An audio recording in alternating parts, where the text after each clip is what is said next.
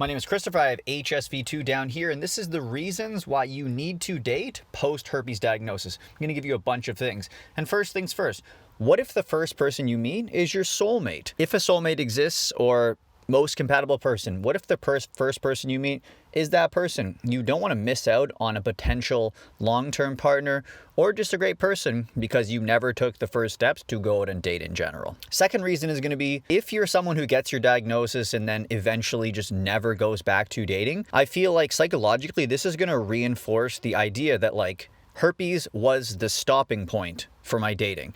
And because of this, I can never date. And if I know anything about habits or just getting used to things or the way your body kind of adapts and adjusts to both negative and positive situations, over time, if you're getting so used to not dating, it's going to just cement that as a habit. And eventually you're going to get to a point where you no longer feel like you're able to date, whether it's mentally or just habitually.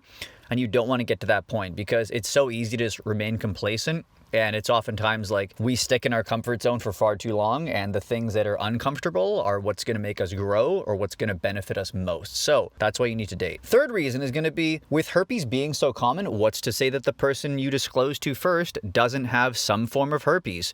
And whether it's up here or down there, it still plays a factor, okay? Most people get cold sores. And if you meet someone who's intelligent enough to understand that there's a risk to having cold sores and a risk to dating someone with cold sores, you can put yourself on the same page. And honestly, herpes is such a human thing. Give it a try. Fourth reason is going to be if you are afraid of rejection or the way you may feel or something, maybe you need to get rejected just one time because of your herpes to realize that hey, my life's not over. I don't necessarily feel like no one's going to accept me. And this person was probably kind of judgmental or just simply wasn't interested in me as a person. And that's why they don't want to be with me. So I can go out there, I can find someone who likes me for me, whether it's long-term or short-term, and realize that regardless of the answer, I'll be fine. Fifth reason, on the topic of rejection, maybe that initial rejection that you got is sort of the kick in the butt to improve yourself. Now, you could look at it as I got rejected, or you could look at it as hey, I got rejected, but maybe it wasn't even the herpes. What if I had improved myself in other ways? Maybe it's financially, physically, spiritually, emotionally. What if I can make myself so attractive and valuable as a person inside and out that herpes is the least of their concerns? So use that. The obstacle is the way, as opposed to being derailed because of a rejection. Number 6 is going to be if you're not dating in general, whether you're a guy or a girl or somewhere in between, you're going to be missing out on great aspects of life, whether it's just socializing or just going on activities together or just getting out and just enjoying life. Don't let yourself kind of get your herpes and then become a hermit or become just, I don't know, you just want to enjoy your life. Honestly, you just want to enjoy your life.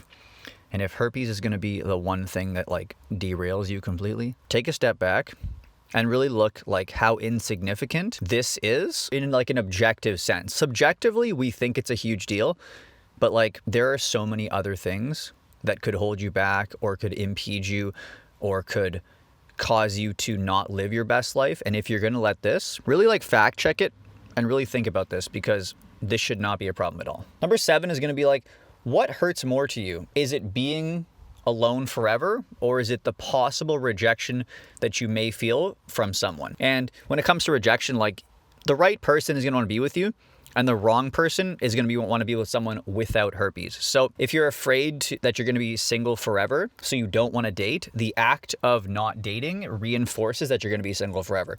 So you need to try at least one time. 8th reason is going to be that if you're not dating, you're probably going to regress socially. I definitely did this with COVID. My social skills went down. They were already pretty low. I have no idea how to socialize, but they already went down because of COVID. And I feel some people out there don't date after their herpes diagnosis, and eventually they get to a point where they don't know how to date, they don't know how to talk to people, they don't know how to flirt or even really build a connection with someone just because they're so not used to it.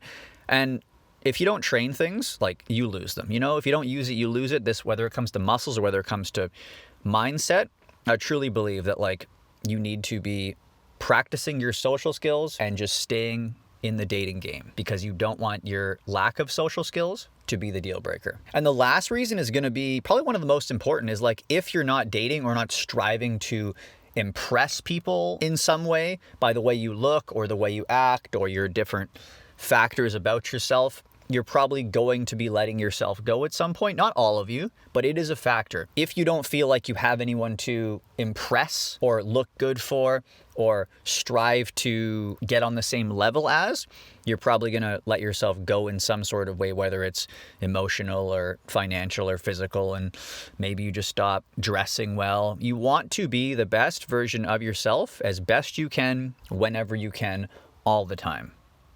Plain and simple.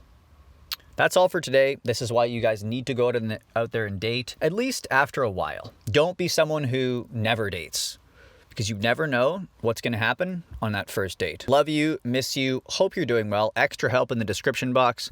See you guys in the next video.